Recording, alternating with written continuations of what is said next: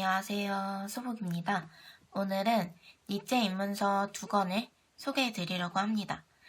제가 니체에 대해 관심을 가진 건 역시 사회생활에 대한 어려움 때문이었는데요. 니체 사상 중에서 귀족의 도덕과 노예의 도덕에 대해 소개한 책을 우연히 읽게 됐어요.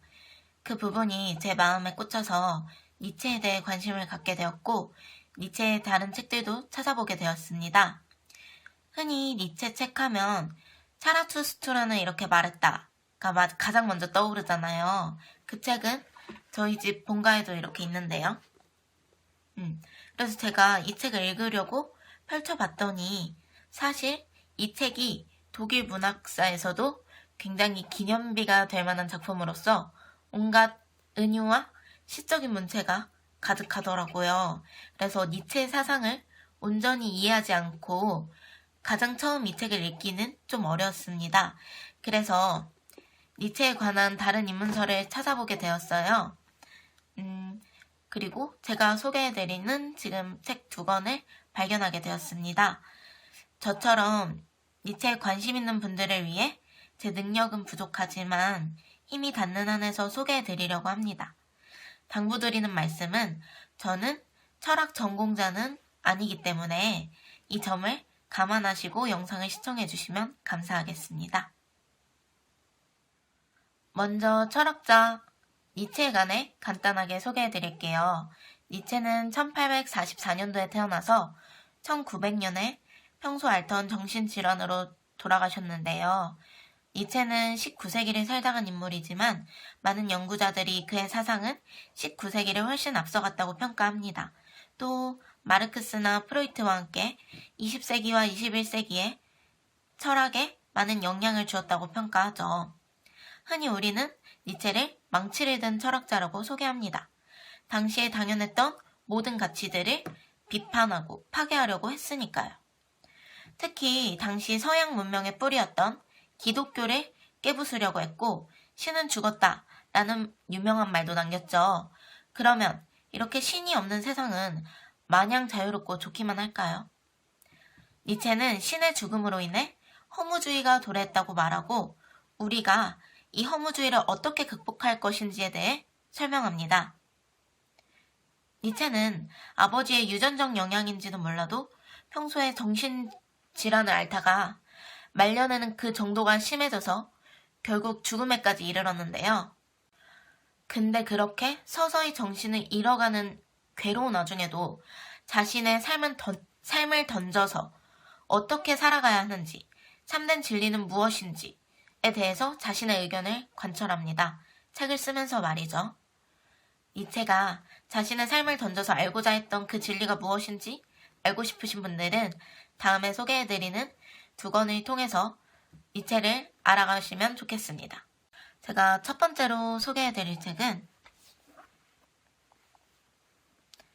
이진우 교수님의 니체의 인생 강의라는 책입니다.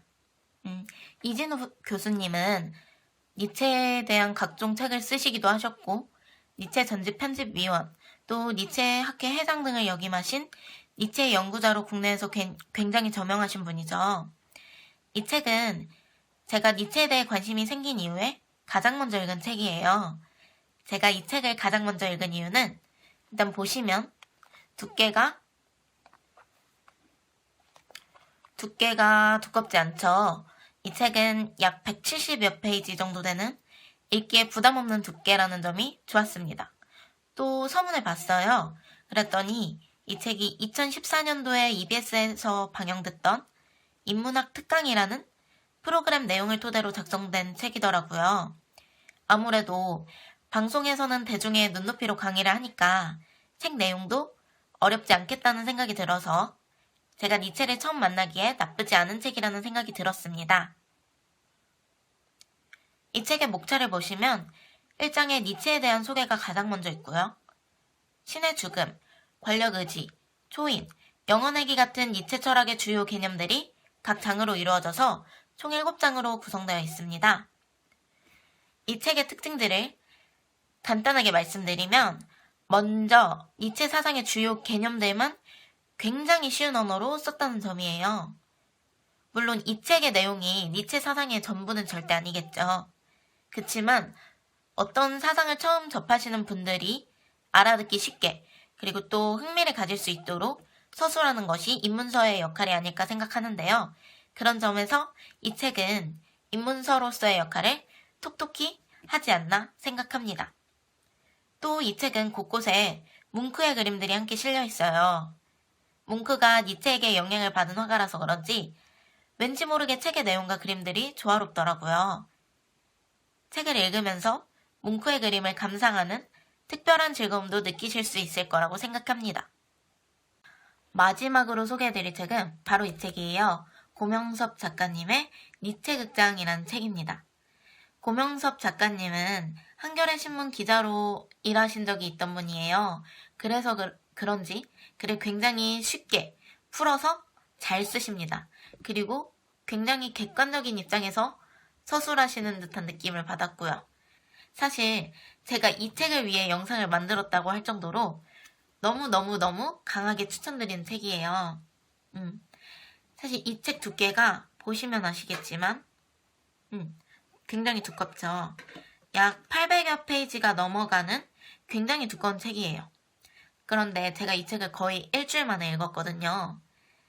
저는 집중력이 약해서 한 책만 읽지 못하고 서너 권을 동시에 읽고 그렇기 때문에 이렇게 두꺼운 책을 일주일 만에 읽는다는 건 저에겐 굉장히 놀라운 일입니다. 근데 이 정도 두께의 책을 제가 이렇게 빨리 읽은 건 이유가 있겠죠. 지금부터 추천드리는 이유를 니체의 사상을 이해하기 어려운 이유와 함께 결합해서 차근차근 설명드리겠습니다. 일단 니체의 사상을 이해하기 어려운 이유 첫 번째는 니체의 사상이 초기, 중기, 후기에 가서 달라진다는 점이에요. 초기에는 바그너나 쇼펜하우어의 영향을 받은 저작들을 많이 썼어요. 여기에는 비극의 탄생, 반시대적 고찰 같은 책이 있고요. 이제 중기로 가면 아침놀, 즐거운 학문, 인간적인 너무나 인간적인 같은 책들을 쓰고 후기에는 우리가 잘 아는 차라투스트라는 이렇게 말했다. 선악의 저편, 우상의 황혼, 이 사람을 보라 같은 책을 씁니다. 근데 초기와 후기에 가면 사상의 내용이 완전히 달라져요.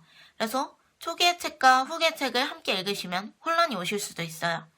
그래서 이 부분을 명쾌하게 정리해주는 책이 필요한데 이 책의 목차를 보시면 니체 사상의 변화되는 부분을 충분히 고려하여 구성이 되어 있습니다. 그래서 이 책의 목차를 보시는 순간 니체 사상으로 가는 어떤 길이 희미하게나마 보이실 거라고 생각합니다. 두 번째로 니체 사상을 이해하기 어려운 이유는 니체 사상의 위험성 때문인데요. 니체 별명이 망치를 든 철학자라는 건 제가 아까 설명을 드렸는데 이 망치를 들고 니체는 그 시대에서 온갖 낡은 가치들을 가차없이 파괴해버리고 그 자리에 자신만의 사상을 세우거든요.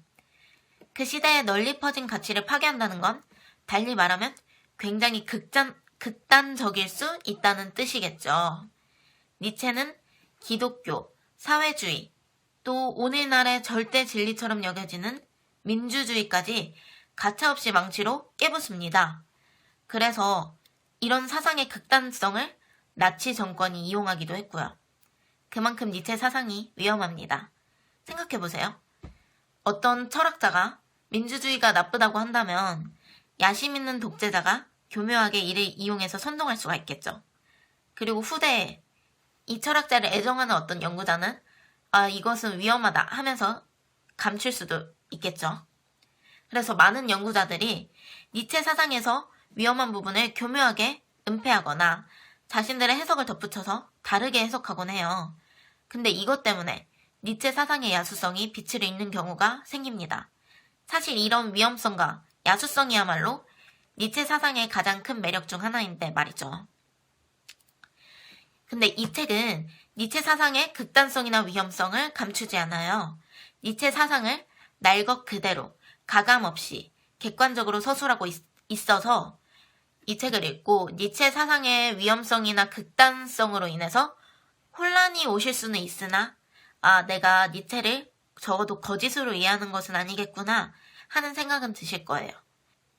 사실 우리를 변화시키는 건 우리를 위협하는 것들이니까 우리가 이 정도 혼란은 감수해야겠죠.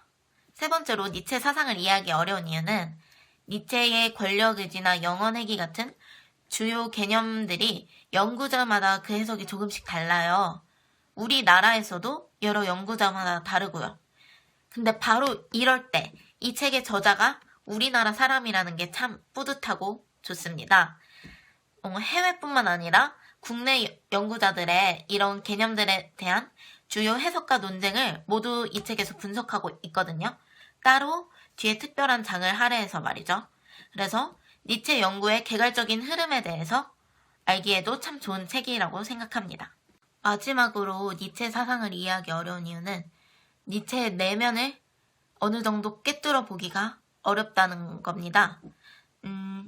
근데 이 책의 저자는 마치 니체의 친구처럼 가족처럼 애정이 듬뿍 담겨있는 게 보이거든요. 근데 이 말이 니체를 무조건 옹호한다는 게 아니라요. 니체가 정신질환으로 인해 혹은 비범한 사상가들은 사실 보통 사람들의 시점에서는 좀 비정상적인 사고와 말, 행동을 하잖아요. 근데 작가는 왜 니체가 그런 행동을 했으며 니체의 행동과 말이 왜 그렇게 변화가 됐을까? 라는 니체의 내면에 대해서 계속 이야기를 합니다. 사실 어떤 사람을 가장 잘 이해한다는 건 뻔한 말이겠지만 그 사람의 입장을 진심으로 이해한다는 거겠죠. 이렇게 니체라는 인물을 독자에게 이해시키려고 하는 저자의 노력으로 인해서 이 책의 제목처럼 마치 이 책은 니체를 주인공으로 한 어떤 드라마를 보는 것 같은 느낌마저 들어요. 그래서 저는 감히 이 책이 니체의 사상뿐만 아니라 니체란 인물 자체를 우리가 가장 잘 이해할 수 있게 해주는 그런 책이 아닐까 생각했습니다. 이 책이 두께는 무지막지해서 겁이 나실 수도 있지만 고명섭 작가님의 탄탄한 필력과 친절하고 쉽게 니체의 사상과 삶, 그리고 내면을 설명하고 있어서 정말 꼭 읽어보셨으면 좋겠습니다. 이렇게 제가 읽은 니체에 관한 입문서 2권을 소개해드렸는데요. 니체에 관한 책을 읽으시려는 분들은 아마 자신의 내면이든 외면이든 무언가 깨고 싶은, 온갖 부조리에 정면으로 맞서고 싶은 그런 마음에서 읽으려 하시는 분들이 아닐까 생각합니다. 제가 소개해드리는 책들을 읽어보시고 그 용기와 힘을 얻으셨으면 좋겠고요. 저도 여러분 모두를 응원하겠습니다. 여기까지 영상 시청해주신 분들이 있으면 정말 감사드리고요. 다음에도 더 재밌는 그리고 더 유익한 컨텐츠의 영상으로 찾아뵙겠습니다. 안녕.